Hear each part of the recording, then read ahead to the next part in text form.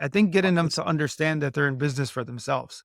I think getting them to understand that they're not a salesperson working at a dealership and understanding that you are in your business for yourself. So the things that you're doing to turn on the light of your storefront is what's going to attract business to come in. Hello and welcome to this week's episode of the Sensei Playbook.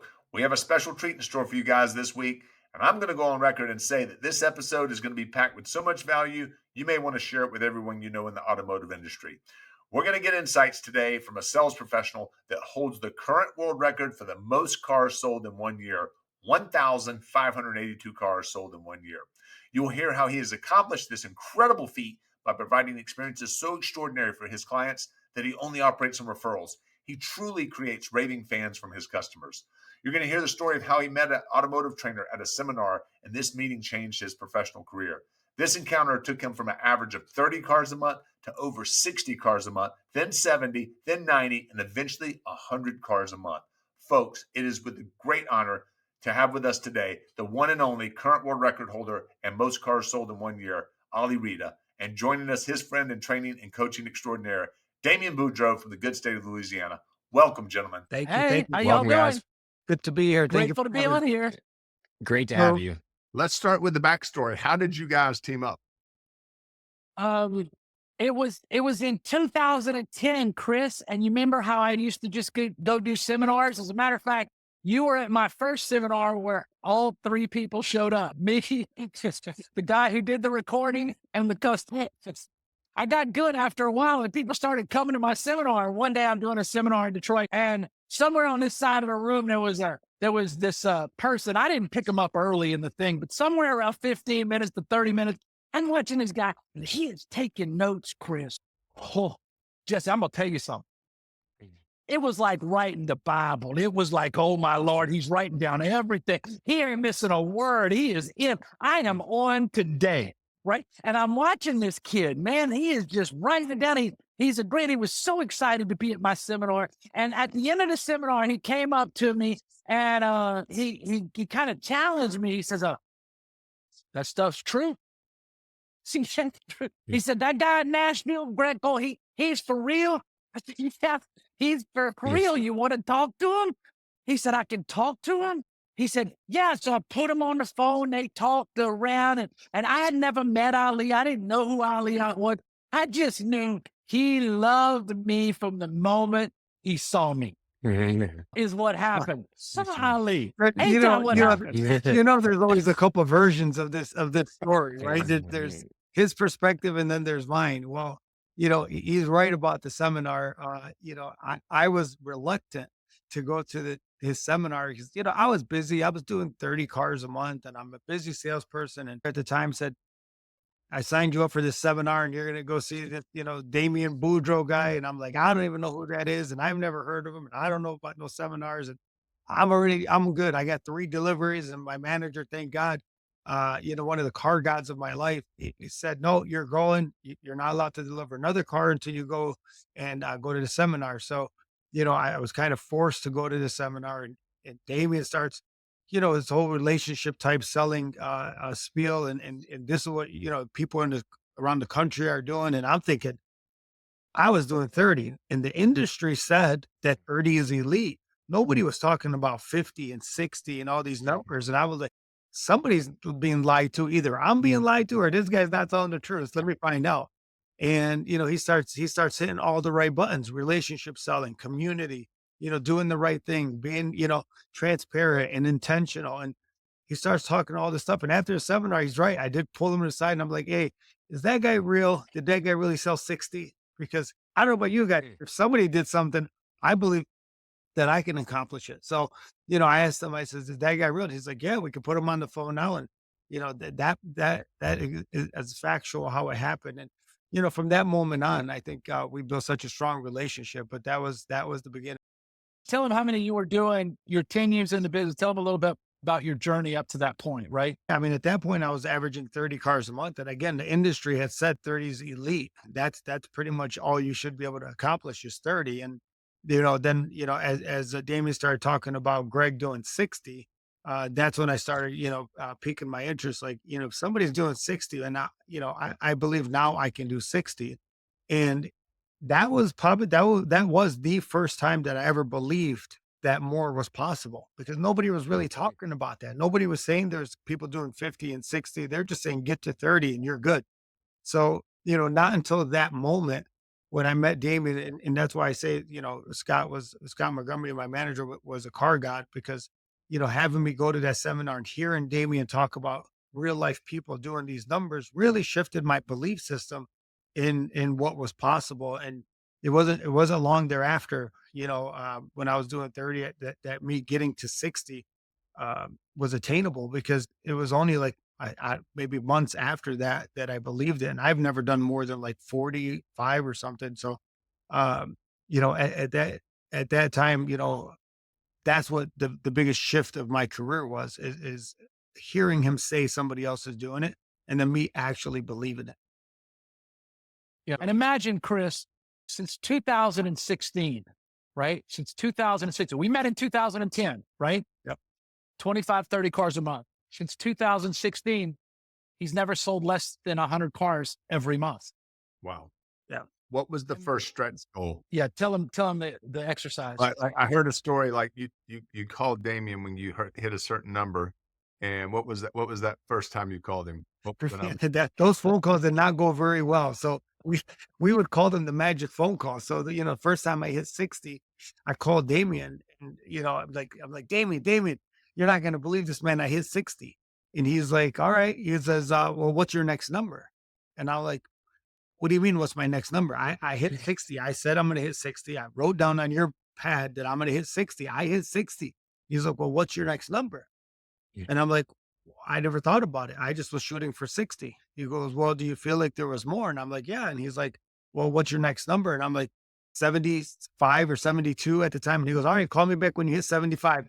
Hangs up the phone. I'm like, that's not necessarily true. yeah, we talked a little in between there, but that was the gist of the conversation. Yes. He was like, what is the next number? And I hit 72, and then I called him back, and I'm like, Damon, I hit 70. And he's like, all right, well, what's your next number? And I'm like, I talked about this next number stuff. He's like, I hit the number that we said we were going to go after. And he's like, well, what's your next number? And of course, we'd go over like what felt right, what felt wrong, what did you change? What is, what processes did you feel like you had to do? Is there more room for growth? And what does that next number look like in a nutshell? And I'm like, well, if I did, I think it was 72. And I'm like, well, I think 90 is possible. And he's like, all right, call me when you get 90. Hangs up the phone and gets it. Went on for so long. And then, after I think I hit 100 and something, I'm like, you know what? Before I call Damian, let me call my mom, because I think she'll be a little bit more proud of me. She'll be happy. Let me give her a call first before I get rejected by this guy, hanging up on me again. But they went on for so many years, but with every one of those conversations, I would pick up some magic, and we would call them magic phone calls, but I would pick up some magic and some nuggets, and I would learn a lot about myself. I would learn a lot about, the process and how I can evolve and how I can grow. And, Damian's just a master at his craft, being able to pull out the best version of me and helping me understand what it would take to get to that next number. So what am I trying to do? What do people normally do? They have a bad month and they beat themselves up, or they have a great month and they just go, and the next month they maybe not do so good. And what all the magic phone call is, and I've done it with a lot of salespeople, is to say, all right, let's look at what you felt like when you got to work. What was your energy level? What was your mindset? What was the 3 steps you took at the first part of your day? What could you have done better? One of the questions that I always ask, especially when he got up to the 140, 150, 160 numbers, is, okay, so if you had to say you could have been more efficient or more productive, how many more could you have done? And he would just back up and he'd go, yep, yeah, I probably could have done 20 more. Yeah, I could have done 20 more. But it was a constant breaking of it, rebuilding it, breaking it, rebuilding it based on what I did great, not what I sucked at that I needed to improve on. And that's the benefit of the magic phone call, right? That's all I was doing to him, is getting him to be aware of his brilliance. His brilliance is what he needs to raising these beliefs from where. That's fascinating. What was the major unlock that you had, Ali, that took you from like 30 to 60. It's so simple. It's so crazy and simple. It's literally believing that that was possible. Because for a long time, our industry always, has stated that 30 is elite, and they still do. And they still say 30 is elite. 30, you can pick up a pen and you can have a job anywhere in the country. It doesn't matter if you're averaging 30. And they put this ceiling on it because they've never ever talked about that more was possible. And they've always said there's so many hours in a day, 2 hours per delivery, so many cars you could talk to, only so many people you can talk to. Well, nobody's ever evolved the actual process of how to break that 30 mark. So, the breaking point for me was the aha moment was when Damian started talking about, the somebody doing 60, right? Because I'm like, okay, that's what's possible now. It's a game changer because now I know that 60 is possible. And when I did 60, then we talked about the next number. And it was always possible to hit that next number with evolving, like what Damien just said, is becoming more efficient, figuring out where the gaps were, figuring out how to do something more efficiently, faster. So, the aha moment really was the first time I ever wrote down the number 60 because somebody else had achieved that was the first time I ever believed that that was possible. Had I not written that 60 number down, in my mind, 30 was all I was ever chasing because that's all that was ever presented to me was saying that you do 30, you're good. We don't have to pay attention to you. Just keep doing your 30 and we'll leave you alone. But nobody talked about more. Part of, yeah. So basically what Ali needed was he needed to have a vision of what he wanted, right? This is what's possible. I believe in this, right? I'm aware of it, right? And then he needed to know who he was at his best, right? Chris, you've done this exercise. I've had your children do this exercise, right? Who are you at your best? That's just got to show up. He was doing a lot of the things that I teach. He just was never validated to go, oh my God, what I'm doing is what he's saying, right? And so what was he doing? And why is it you can't get past 30? You can't get past 30 in a traditional selling model because you're waiting on transactional customers that belong to the dealer that you need to take care of and treat like royalty. And they don't know you. They don't like you. They don't trust you. They don't think you understand them. Your motives are for yourself and not them. So you have this battle at a 20 to 35% closing ratio and a 2 hour to 4 hour time frame of selling a car. You cannot get to the numbers that I'm teaching if you're waiting on those people. So selling Ali or teaching Ali says, okay, never wait on another dealer-driven opportunity forever. Never wait on somebody who doesn't know you. If they're not, you need to turn them. And that is a shift in the psyche that allows him to not be at the mercy of the long game with a customer that doesn't know him. Everybody comes in, gives him a hug. They talk about the University of Michigan football or Detroit Lions or whatever. And the next thing you know, or community or whatever. And the next thing you know, Ali say, well, why are you here? He said, oh, I need a new Suburban. Oh, I need a new truck. Or I need a new Cadillac. Right. And then it's 20 minutes from there, they're gone, right? So because it's all relationship selling. So let's unpack that. When y'all first meet a new student or member, like at a seminar, and they hear 100 cars a month, that sounds almost unbelievable to them, right? How do you get them to conceptualize going from units, maybe 20 units on a great month to 100? How do you change that belief? You don't. And that, Yeah, that's exactly what happened to me. Because if Damien would have came in and said, I'm doing 30 and here's a person doing 100, I wouldn't have ever thought that I could get to that number. It's too big of a gap between 30 and 100. Well, 30 to 60 felt, well, I already did 45. So I'm like, okay, I already did 45. So another 15 is very attainable. It's very possible. But how do I make that my average now? So, it's always what we always talk about is getting to one level at a time. So if you're at 12, we've got to get you to 18. If you're at 18, we get you to 25. You're never going to overnight sensation this number from 25 to 50. It's just not going to double that fast. As you get to the higher numbers, it does happen quicker. As you get to 100 and you can get to 120, you can add 20 or 30 to that number pretty quick because you're multiplying and dealing with so many more people. But when you're at 12, You just got to focus on getting to 18. That's your goal. So then in 6 months, you're at 18. And 6 months later, you say, okay, how am I get to 25? That's your goal. And people need to understand that it's one level at a time with process changing, and your business will evolve over time to get you to that 100. Because we do have other people that, you know, we're at like 40, 50, have achieved 100. We've seen it done. But it evolves and it takes time. It takes obviously some training in there, but that's how you get there. So let's move past the numbers for a moment. Mhm. What's the starting point for a salesman? What do you change in that salesman's I think getting them process? to understand that they're in business for themselves.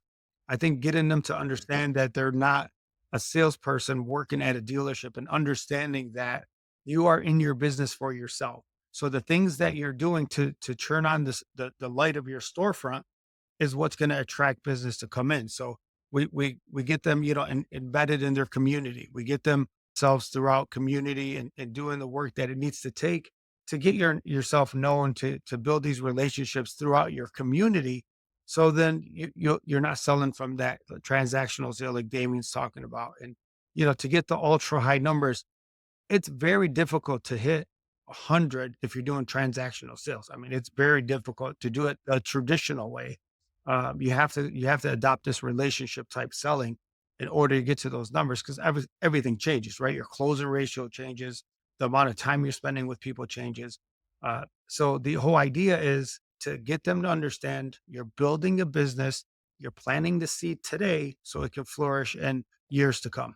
Well, I would like to hear like the community involvement, Mhm. because I think that is a huge part of like how to expand your network. Can you give us some examples Yeah. of a community involvement? Yeah, of course. In a lot of it, like I started in 2001, so I was able to work alongside a guy named Jerry Turfey, who was very very good at community engagement, which means he was attending, charity events, he was attending, weddings, he was attending a lot of these things that were going on in the community, and he would build relationships through that avenue, and then it wasn't so much he was gaining car sales, he was gaining friends, he was gaining relationships. So I was able to kind of witness that early on. I remember the first time I went to a charity event, and I come back, it was like 2,000 people there, and I come back to Jerry and I'm like, what a waste of time. I went there and I didn't sell anything. And he's like, well, you can't go there thinking you're going to sell a car. He goes, that's not the idea. Well, that's what I thought. I had business cards with me. I'm going there trying to meet people. I'm thinking I'm going to sell something. I'm like, nobody even talked to me. He's like, you have to organically build your reputation with people, not Ali the car salesman, but Ali the person. And he said that it's not going to happen overnight. And so I slowly started embedding myself in the community. Well, then I meet Damien in 2010, and that's really when we started hitting the community a lot harder than I was previously. We started advertising. We started showing up anywhere we advertised. So if we were going to advertise at a high school football game, I would be present at the game. If I was at the Smart. community center, I would be present at the community center. If I was doing something with the local police department, I would physically be at that police department. So a lot of people do ask that question, Chris. They're like, well, where do I start? You start anywhere. You start at the schools, you start at the, public service, you start, at football games, you start You're anywhere. not at the dealership waiting for No, the no, you're out. nothing's going to happen sitting there waiting for people to come in. You have to create it. The idea later, as I'm learning from David, the idea wasn't that I needed to know all 2,000 people at that event. The idea was, how do I get all 2,000 people to know who I am? That was the idea. So I did not have to go in there saying, I got to go meet every person, rub elbows with them. So then we started brainstorming, well, how do I get all 2,000 people to know who I am? So then we're like, okay, well, let's get on stage. Okay, how do we get on stage? You ask. You literally say, I want to present a scholarship to two students, give this big goofy check with your name on it, and you're on stage. And all of a sudden now 2,000 people's eyes are on you, and you're presenting and you're showing them that you care about why they're there. I wasn't there on stage selling a car. I was just there building my relation, building my reputation. But the problem we have is most people give up so early, like I was going to, but I had somebody that helped me and understand it a little bit more. that there's no instant gratification in doing this. Still 24 years later, I'm still doing things in the community to give back. And now I don't have to do it like I did before, but now people are asking for me to come to these events. It creates more attraction, and but they're a lot of fun to do also. I read something you said about Jerry, and I guess it was he taught patience and listening. Is that right? I've learned Talk that. about that? Yeah, of course, man. Patience is a tough thing to understand, right? I think it does come with maturity. It comes, evolves a little bit as you grow as a person.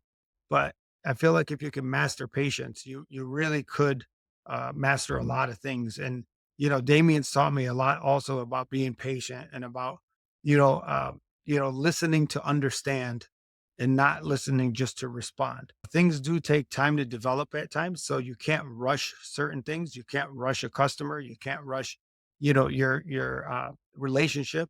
So a lot of things do come with patience and intentionality. That's one of the biggest things that I learned from Damien is what is my intention. So when I show up to work, what is my intention going in there? But patience is so strong throughout a person's life in every aspect, not just business aspect, right? Patience with your kids, patience with your spouse, patience with your family, patience with your sibling, your friends. So if you're the one that can keep the composure and be patient and allow things to develop, I think you're a lot further ahead than most. So let me give you a story about one of the myths of our industry that we don't subscribe to, right? And I don't teach, right? When he broke the world record, it was a big deal, right? And we kind of knew it was going to be a big deal.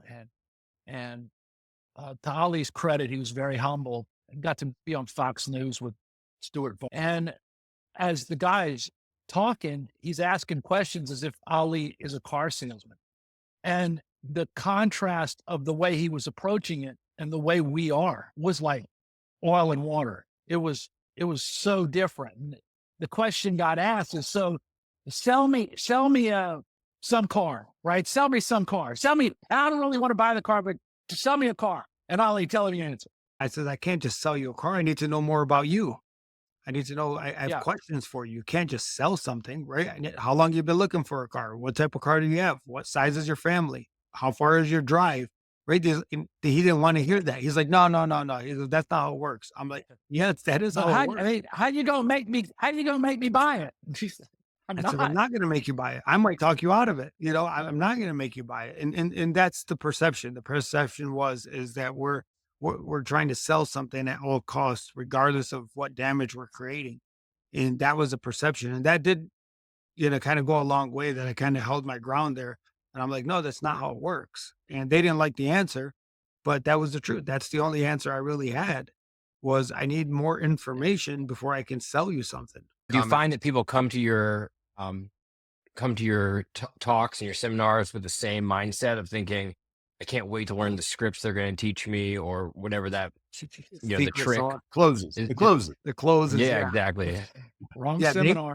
Damien's faced with that all the time, right? Yeah, they're looking for a secret handshake or a secret close, and a lot of people don't want to hear that there's a lot of work behind it. A lot of people don't want to hear that it's mastering your craft and practice and learning it and educating yourself. And they're like, right, I got to do all that, and I'm like, yeah, you guys, it's not going to just come to you easily, right? You got to put in the time.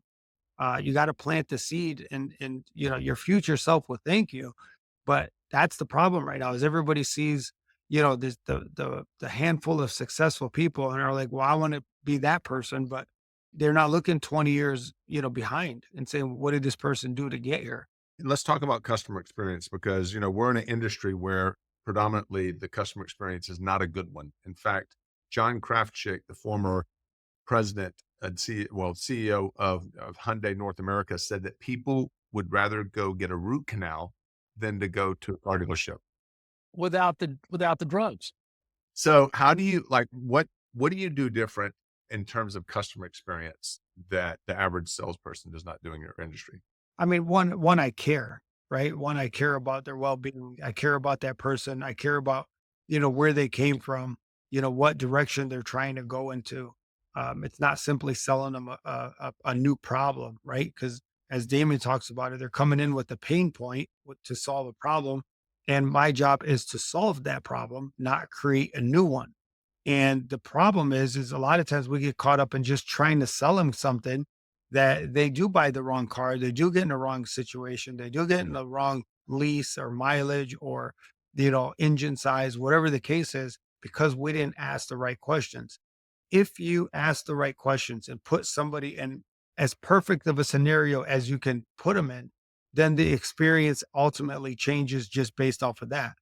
And, of course, our customer service skill experiences are our main focus, and we want them to feel loved. We want them to feel like they were taken care of. We want them to feel they got the best deal they can possibly get, a fair deal for everybody.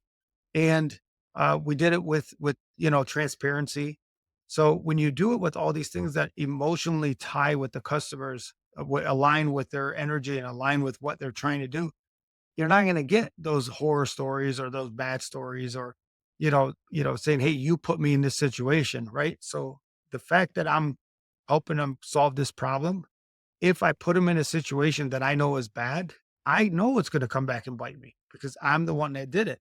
So knowingly understanding that going into it, I'm not trying to put anybody in a situation they shouldn't be in. And there's times where I'll slow them down. I'm like, okay, slow down for a minute. Let's make sure that this is the right decision. You're acting on emotions more than, thinking logically. And people will thank me later because they're like, you're right. Maybe this doesn't make the most sense. Right. You're about to have a baby and you're coming in asking for a Camaro. Let's analyze this. But that comes with asking those questions, right? Let me ask those questions. And oh, you're a newlywed. When you guys plan on having a baby soon? Like we got to ask these questions so we can understand it. So I'm not trying to dig myself out of a hole because that's creating a problem for me too.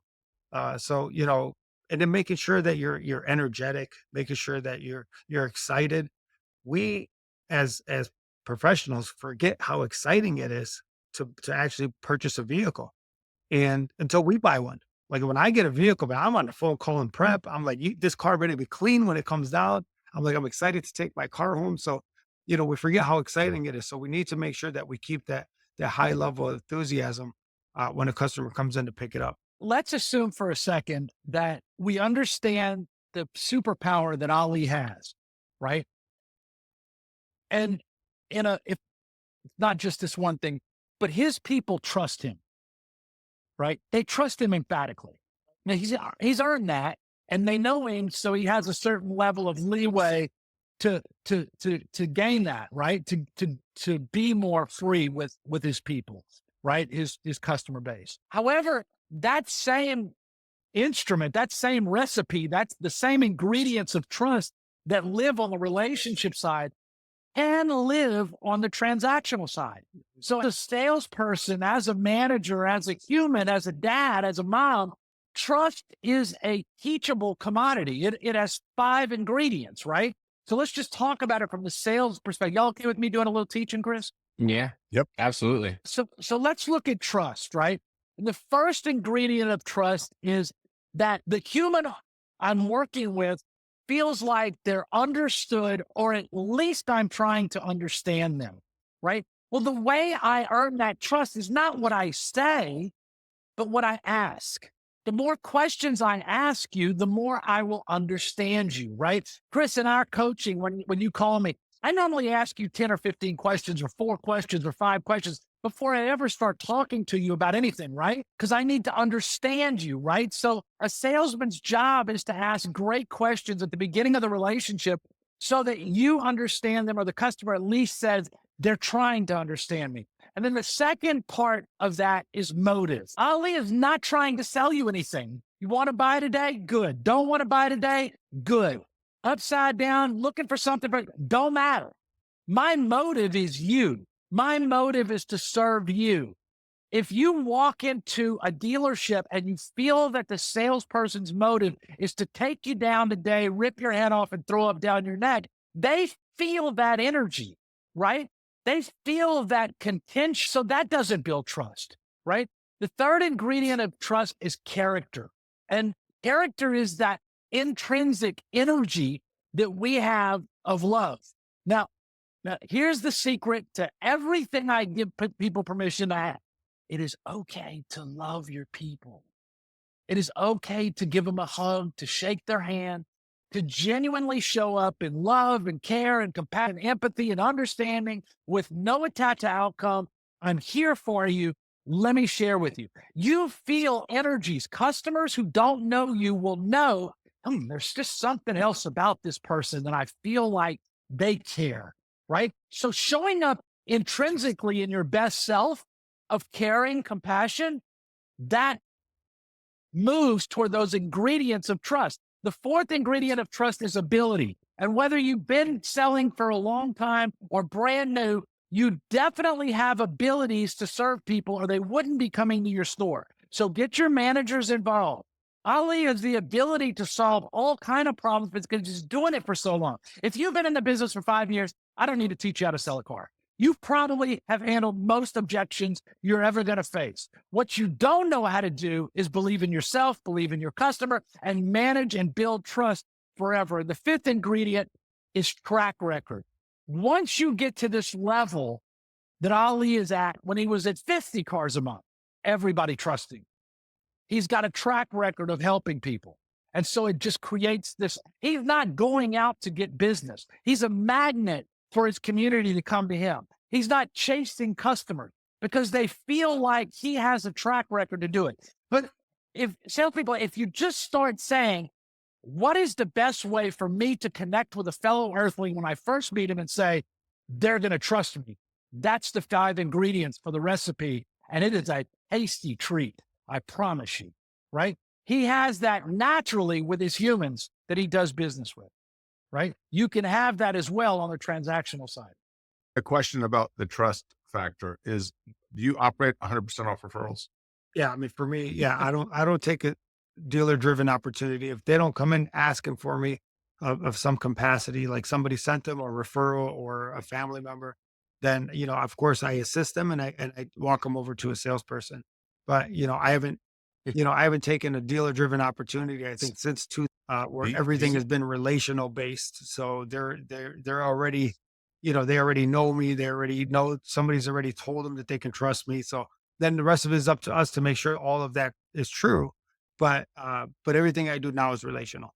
Do you ask for referrals after the sale? Do you ask for referrals? But referrals, like it's kind of a tricky thing with referrals. Cause I know, everybody in the industry is always talking about ask for referrals. It's not really in our nature to really, ask for things, right? Car salespeople in general are not the type to go out there and be like, yeah, give me 20 people's names, right? It's just very difficult thing to teach and to have people do it with, being themselves, with authentically being themselves. But, of course you want referrals, but you can ask it in a more subtle way. Like, of course, if anybody, I would love to, take care of any of your family or friends, but I think if you left a lasting impression, an emotional, purchase, those people are going to be out there telling that story, right? So I would much rather a person go out and tell a story, an emotional story about their buying experience, saying that, oh my God, you're not going to believe what Ali did. I had bad credit. He did this.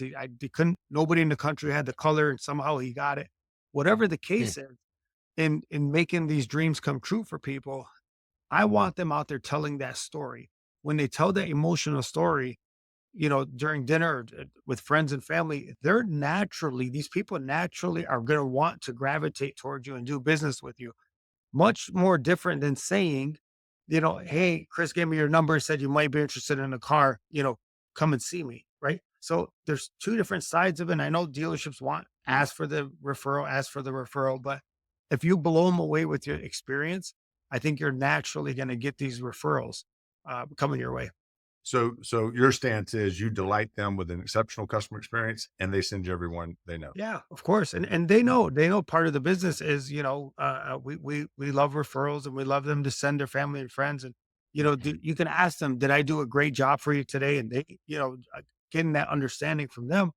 But I want it to be more of a natural aspect than me cold calling, their family and friends. And, what does that closing ratio really look like? Like, what is that, give me 50 names. Let me call them all. What is that closing ratio? And, versus them telling 50 people the story, what would that closing ratio look like in reality? Do you ask for reviews, testimonials? in your business? Good to do it. Now with social media, I mean, social media is such a powerful tool that, it's good to do that. I see a lot of people do, these reviews online, and I know Google reviews are very important. And, doing these video testimonials are actually, a good idea. I haven't really had to do it because my come up was more in person. My come up was more, you know, uh, before social media when I was pounding the pavement and putting in the hard work. Now with social media, you can, streamline that pretty quick. But I still feel like there's that power of human touch that we're going to miss out on.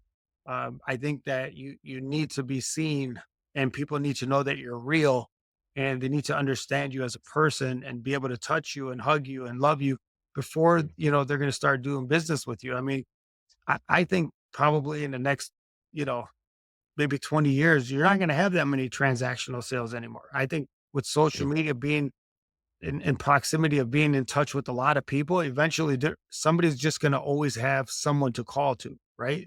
If that makes Sure. sense. They're always going to have a family or a friend or somebody online. So it's a powerful tool. You got to use it properly, because if you use it improperly, like, for the wrong reasons or for the reasons that they want you to use it for, to kind of get lost in it, uh, it could be a powerful tool, but it's definitely something that you have to do coming up now, being conscious of how to use social media and how to get it out there. But video testimonials are good.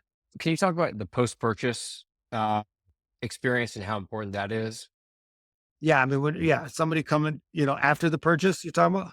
Yeah, But yeah, after, I exactly. mean, it is. I mean, here's the thing. People always like, how do you follow up with thousands and thousands of customers? Well, if, if your mother bought a car from you, would you have to call her every 3 days and tell her, hey, how's the car?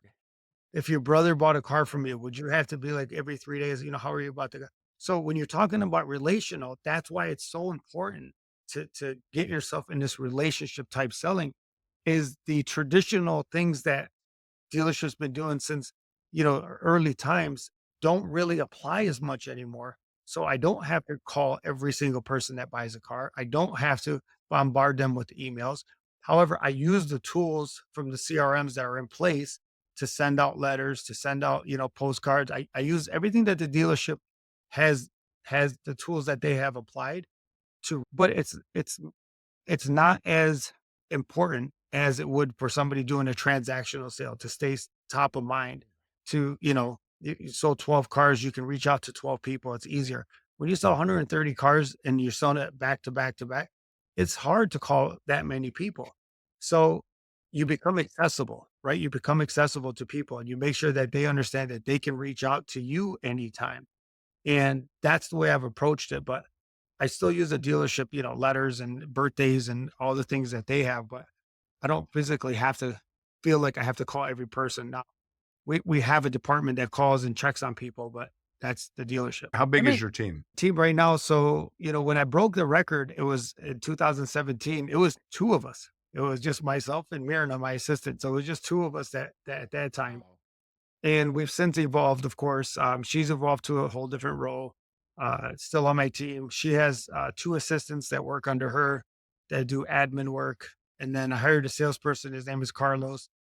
So he's on my team, and he has an assistant also that assists him. So, and we're still growing. I'm trying to add another two people this year to come on as salespeople, so I can continue growing. That's awesome. Cool. And you're averaging how many cars a month now? We're still doing Uh-huh. over 100 cars a month. Wow. Carlos, I think last year we Amazing. finished with maybe like 1380, maybe close to 1400, maybe hit 1400. Carlos did That's amazing. 500 on top of that. So that would have Wow. put us at, 1900 combined. But then we're going to add another person to join the sales floor. So you have a team within the team. Team within the team. And it is truly, it's truly a business within a business. I mean, it's truly, I'm running my own storefront. And Yeah. even the dealership now, because of the mass volume that we have, treats it as its own department, because now there's this, like, we have Chevy business, we have Cadillac business, we have used business, and we have Ollie's business. So everything has to be, looked at from a business standpoint, inventory control. So a lot of things that have to go into that. So they have to treat it as a separate department. But, when we look at like SFE numbers and the numbers that the manufacturer wants you to hit, we play a pivotal role in that. because, you know, they all want volume, right? So we're trying to attack the volume portion of it because that's the way everything is geared. But at the same time, we're very profitable. We're not, you know, not in a red at any point. So we're very profitable. We're continuing to grow through that. But you got to have the right dealership to be able to understand that vision. That's not an easy thing. That wasn't an easy sell when I was trying to build the team, because it's really, prior to me doing that, there was nothing for me to go off of. There was no blueprint that was out there that I could say, well, look at so-and-so is doing it. So really, we were one of the first to actually create that, of course, with Damian's help. And he was pushing me for years to get an assistant. And I just, you know, didn't know how to put it together and wasn't sure if that was the answer. And, you know, I waited a little bit longer than I should have. I shouldn't have questioned him at any point anyways. But, you know, finally, when I did it, you know, but it's not an easy ask, right? Getting dealerships to understand that, getting ownership to understand that. I have amazing owners that look at it like a partnership. Anything I've ever asked for, we've somehow, you know, tried to put it together and make sure that it was a, you know, it was a win-win, right? It needs to be a win for everybody involved, right? The dealership, myself, my team, my community, the ownership. So it needed to be a win for everybody. And, you know, now it's a lot easier.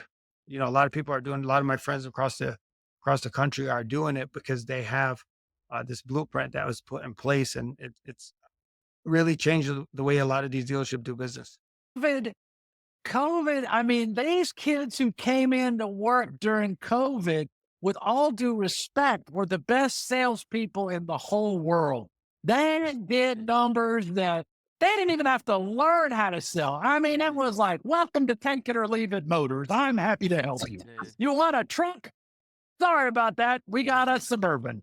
I'll take it. Okay, 6,000 over at MSRP. No problem. Sign me up. They were genius salespeople. And then I don't know what happened. All of a sudden, they started to struggle a little bit late in the last 2 years. So one of the questions that we ask in Discovery is, where would you rate your team's execution of customer experience? Because, you know, we're in the testimonial and review business of helping dealerships get those from their customers. But if you don't if you don't provide an exceptional customer experience at the beginning, you're not going to get a testimonial or review. So we always ask the question, where do you rate your team on a scale of 1 to 5, 5 being perfect? And in the past year and a half, that number has been a 3 to a 4. We very rarely hear anything over a 4, because COVID was a gift to the automotive industry. They were order takers, but now there's been a level set recently and people are having to sell again. They're having to get better. So there's 3 challenges, right? The dealers are facing and the managers are facing and that salespeople bring to the table. Number one, they struggle with work ethic, right? And that is always tough if you don't have structure, right? So in addition to not knowing how to work, dealerships and managers aren't providing the structure. I mean, remember, if you played high school sports, you know, when coach blew the whistle at 3:10, you were with this coach doing this exercise. At 3:20, he blew the whistle. You ran to the next coach.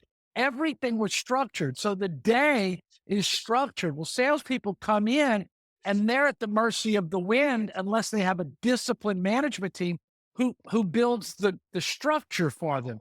So that creates work ethic if you have structure, and most dealerships don't have structure or work ethic. So building that into the program is important with younger salespeople. The third thing is mental toughness and that ability to go and gut up, right? They're so afraid of failure and falling down and skinning their knee. They've never been given permission to do that. And middle management doesn't know how to be graceful and even keel to allow the failures to build the human. And so in my world, I'm back in-house, right? I'm back working inside of dealerships with my new president, who's a former car dealer, and he's working with the managers and he translates what I'm saying to the salespeople. And we have to start building the foundation of the car business again, right?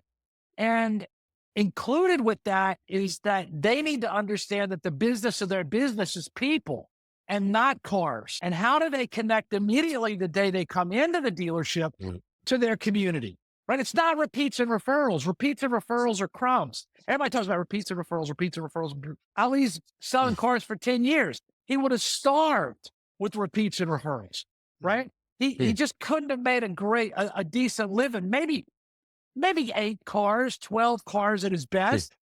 It's more his tribe of people, his community that never bought a car from him, that never had been to the dealership, who he had connected to through basketball or sports with the kids or his family or church or wherever he was out in the marketplace, right?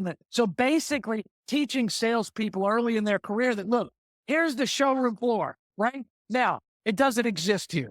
The showroom floor is everywhere. When you go to the cleaners, that's the showroom floor. When you go to the Outback Steakhouse, that's the showroom floor. When you are at the children's basketball game serving up nachos or gumbo or Chick-fil-A, that is the showroom floor. And so take the showroom floor and make it part of your life. Be who you are at the gas station and the grocery store, the same person you are at the dealership. You shouldn't be, I'm putting my selling face on. And so, when Ali, you want to add to this by talking about what we did with Carlos? When he first started, when he first joined my team, he's never sold a car before. He wasn't in car sales. He actually owned a pool company. And our vision was, all right, so we're teaching a lot of this relationship selling. We're letting salespeople know that this is a great way to start. And you don't have to necessarily wait on, dealer-driven opportunities if you get yourself out there in the community. So for the first couple months, we just had him just reach out to family and friends and just let them know what he's doing. We weren't putting him on the showroom floor. We weren't asking him to sell. We weren't getting him caught up in, objections and not wanting to be in the business because he failed the first 3 months. We literally just wanted him to learn the lingo, understand how the dealership works, and to be involved in his community. And as we started doing that, I think 3 months in, people just started coming, and we just started advertising throughout the community. We started, going to Cinco de Mayo parades. We started going to these restaurants, local restaurants. We put up billboards. We just wanted people to know where he was and what he had to offer. And we weren't really trying to sell anything. So Carlos, from the day he started to the present time, has only dealt with 100% relational. He's never answered emails or phone ups or walk-ins. It's literally been relational, 100% relational from the day he started. And his best month is 64 cars. And he's averaging, almost 50 cars a month at this point. He did 500, a little over 500 last year.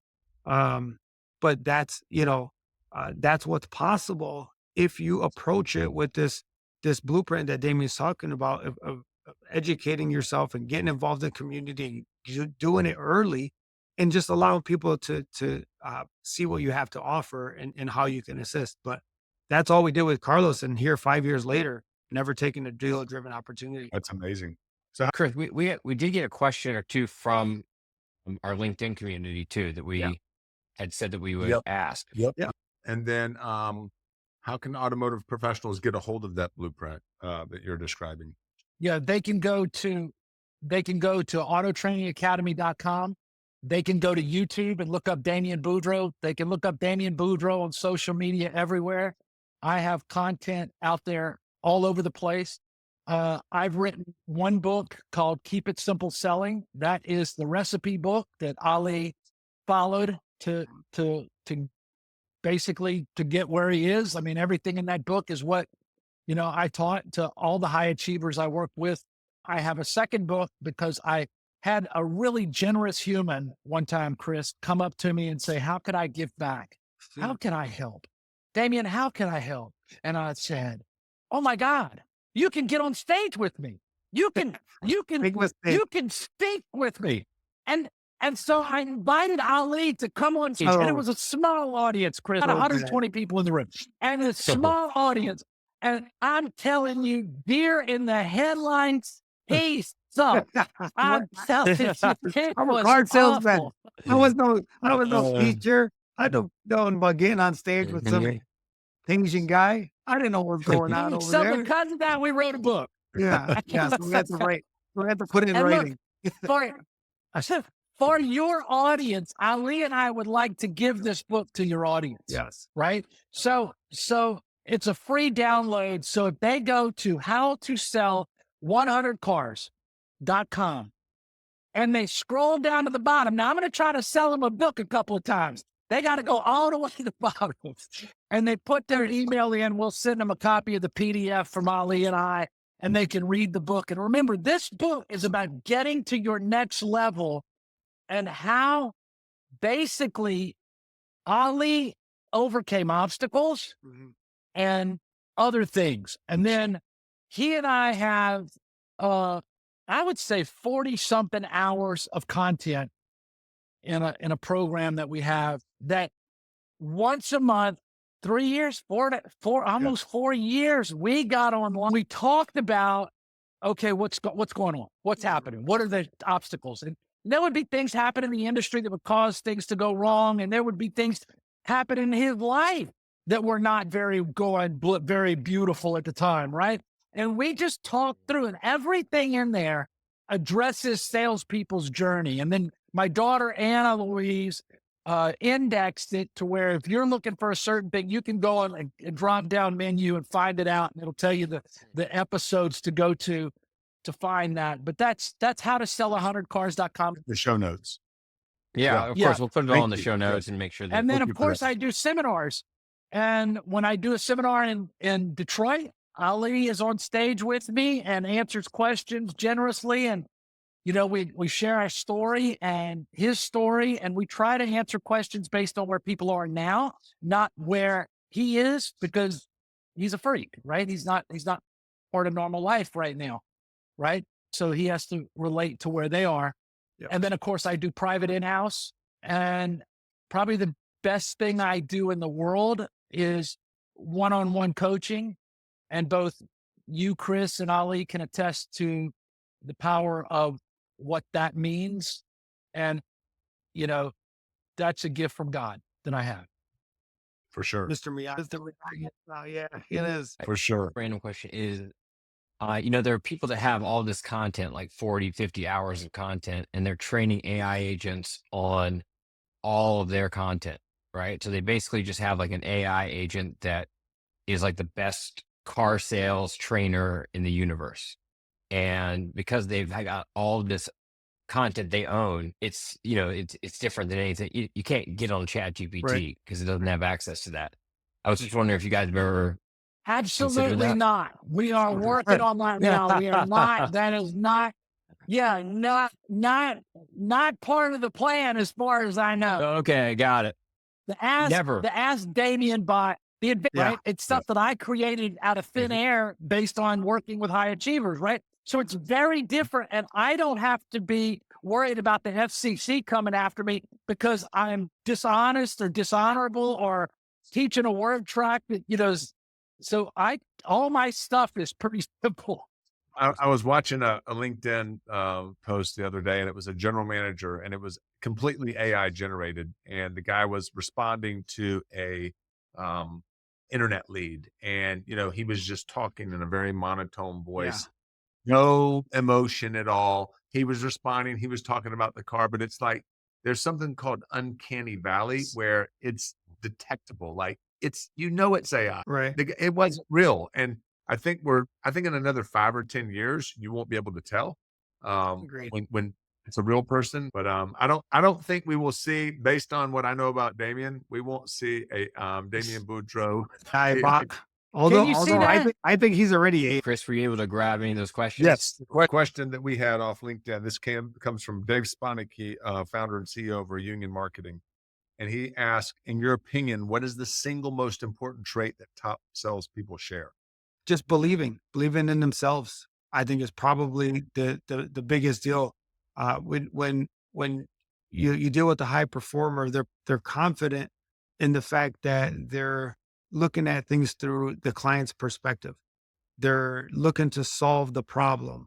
I feel like, the confidence level that they have, because they know they're intentional on what they're doing, is really what the difference is. Because if you're not truthful and you're not honest and you're not transparent, you'll never be able to continue a certain pattern or a certain, I shouldn't say lies, but certain, tendencies that you may do 2 weeks later or 3 weeks later, if that customer comes back a month from now and you're a totally different person, or customer comes back 3 weeks from now and you have a whole different story.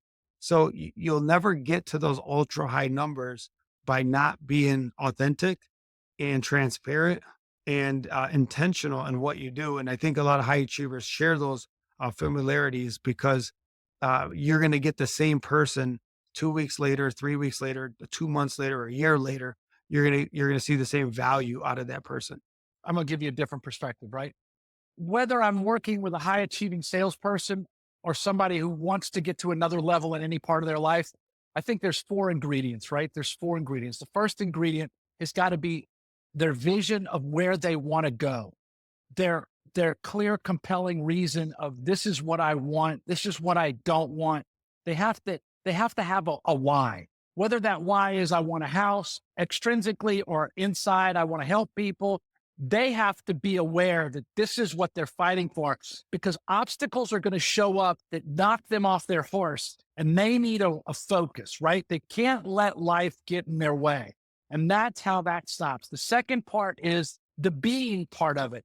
They, like Ali said, they believe in themselves because they know in themselves, right? They know what they're good at. They know that they're kind and they're thoughtful and they're loving and they're, caring and empathetic and compassionate and understanding and knowledgeable. They have these gifts that they say, this is mine. I'm going to use them on everybody, right? And they kind of know what sharpens their sword and what their sword looks like if you were a sensei, right? The third thing is energy. There's a certain frequency that high achievers have. They don't show up like this very often. They kind of have this movement to them, right? And so high achievers have a frequency that they vibrate at. And that frequency, and I can't think of many times, there's one, I can't think of many times when that wasn't an attractive frequency. They don't attract humans, right? Because of the vibration of their energy. And the fourth one is they're consistent in what they do, their habits, their rituals, their processes, the patterns. They understand the patterns that they have in their life. And once you understand the patterns that I attract truck drivers, right? Or I attract people who have tattoos, or I attract, people with pets, or I attract, professionals, right? They understand that their life is filled with patterns. When you can help a high achiever discover those patterns and they get in that river, they fly down that river, right? And of course, that gets them the answer, right? That all equals accomplishment, productivity, profitability, scalability, and sustainability, right? And so those are the 4 things I think high achievers have, right? You guys have a phenomenal blueprint, but the one thing that is required by the salesperson is that they do care, right? And so not everybody in the industry does care. They want to be transactional. They just want to get to that next sale. Yeah. So, but the high achievers are the ones that care and that take the necessary steps to do the work. So that's awesome. Really appreciate you guys. Yeah, this is just a gold mine. Yeah, man, that was amazing.